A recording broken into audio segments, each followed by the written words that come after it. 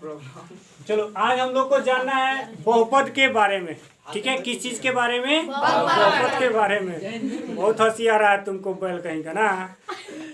देखो बहुपद की जो जानकारी होती है ना, यानी परिभाषा उसका होता है, और बहुपद का जो घात होता है उसका परिभाषा होता है। तुम लोग को पहले बता दिया गया है। ठीक है, गजब। ठीक, आज हम लोग को जानना है जो बहुपद का भाग होता है ना, ठीक, वो दो तरह से बांटा जाता है। बहुपद का जो भाग होता है कितने भागों में बांटा जाता है? दो तरह से। उसको दो तरह से हम लोग अलग अलग भागों में बांटते हैं। कैसे कैसे? जैसे कि ये पद के अनुसार हो गया। जैसे बहुपद में हम लोग घात के अनुसार और पद के अनुसार हम लोग जानते हैं। ठीक, तो जो पद के अनुसार है इस हिस्से में दे दिया गया है, और जो घात के अनुसार है इस हिस्से में दे दिया गया है। ठीक है, पद के अनुसार हम लोग बहुपद को किस प्रकार से पहचानेंगे? मान लो अगर कोई बहुपद यहाँ पर दे दिया गया है, अगर क्वेश्चन में ये पूछे, परीक्षा में ये पूछे कि आप पहचाने कि ये कौन सा बहुपद है, पहचानने के लिए पूछेगा ना जी। ठीक, तो पद के अनुसार यदि पूछेगा तो हम लोग कैसे पहचानेंगे? जैसे मान लो कि एक पदी बहुपद, एक पदी का मतलब सिर्फ उसमें एक पद होना चाहिए। एक पदी का मतलब क्या हुआ? उसमें एक पद होनी चाहिए। सिर्फ एक पद यदि हुआ तो हम लोग उसको क्या बोलेंगे?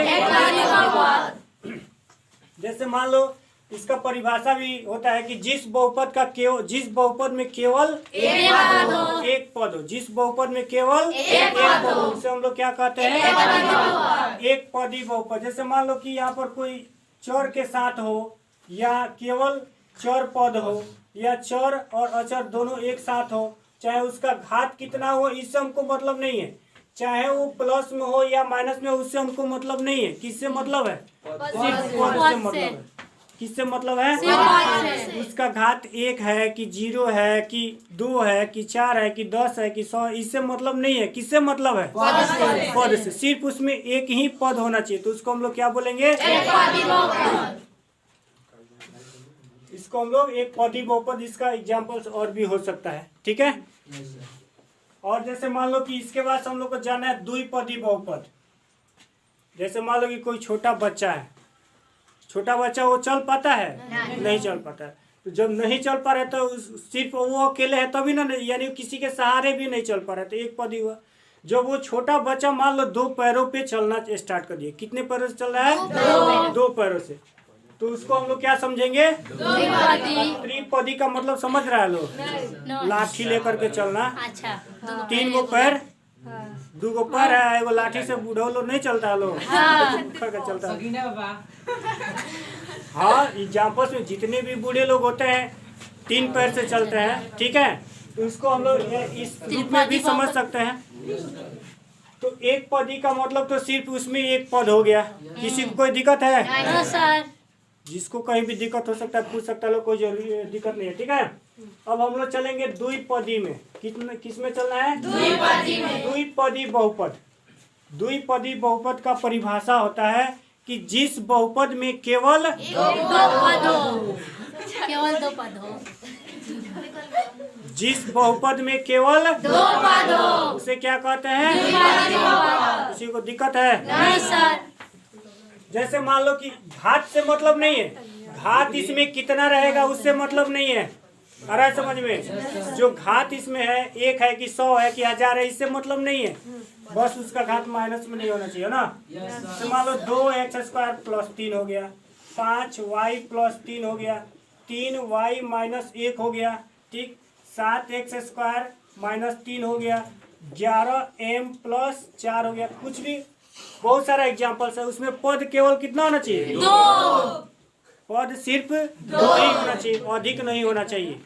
ठीक है, खाना खा करके नहीं आएगा, सिर्फ कलम चबा रहा है। मन हो तो कुछ हो चबा लेगा। है तो दे दीजिए सब चबाने के लिए। एक काम करो, कल से रखे कुछ कुछ चबाने के लिए। ठीक है, चबाते रहो। चलो देखो, हो गया देखो इधर। एक पदी बहुपद समझते चलो। एक पदी बहुपद यानी जिसमें केवल एक पद हो उसको एक पदी बहुपद, जिसमें केवल दो पद हो, ना ही उससे कम और ना ही उससे ज्यादा, तो द्विपदी बहुपद। और त्रिपदी का मतलब ये बूढ़ हो गया है, अब देखो यानी है मान लो ये लड़का है तो इसका एक को पैर नहीं था, ये अब जवान हो गया है तो इसका मतलब थोड़ा सा जो बच्चा थोड़ा सा बड़ा हो जाता है, अब जवान नहीं होता है, थोड़ा सा बड़ा हो जाता है तो दो पैरों से चलना स्टार्ट हो जाता है ना। जवानी तो पूरे मैंने बुढ़ापे के लास्ट तक वो दो पैर से चलता है, बीच बीच में कोई एक्सीडेंट हो गया तो हाथ पैर टूट जाता है, ऐसा ऐसा होता है ना। बूढ़ा हो जाएगा तो ऑटोमेटिकली 3 को पैर उसका हो जाएगा, वो लाठी के सहारे लेकर के चलता रहता है। ठीक है, ठीक। तो द्विपदी में 2 को पद हो गया। अब चलो अब त्रिपदी यानी ये बूढ़ा हो चला है। ठीक है, त्रिपदी में जिसमें केवल कितने पद हो? 3। जिसमें केवल कितने पद होने चाहिए? इसको हम लोग क्या कहेंगे? यानी वैसा बहुपद जिसमें केवल 3 पद हो उसे हम लोग क्या कहते हैं? त्रिपदी बहुपद कहते हैं। जैसे मान लो कि x² + 5x + 3 y² + 5y - 7। ठीक है, और भी बहुत सारा एग्जाम्पल्स हम लोग लिख सकते हैं। 5 y का पावर 3 - y - 1, कुछ भी, केवल इसमें पद से मतलब है, घात उसका कितना है इससे मतलब किससे मतलब है? पद से मतलब है। ठीक है, तो ये हमारा हो गया एक पदी बहुपद, द्विपदी बहुपद, त्रिपदी बहुपद। किसी को दिक्कत है? परीक्षा में ऐसे क्वेश्चन पूछता है ना कि जैसे मान लो कि इसमें आप पहचाने कि कौन एक पदी बहुपद है, कौन सा द्विपदी बहुपद है, कौन सा त्रिपदी बहुपद है, आसानी से पहचान सकते हो लोग। जिसमें सिर्फ एक ही पद दिया गया रहेगा उसको हम लोग एक पदी बहुपद, जिसमें केवल 2 दिया रहेगा, जिसमें केवल 3 दिया रहेगा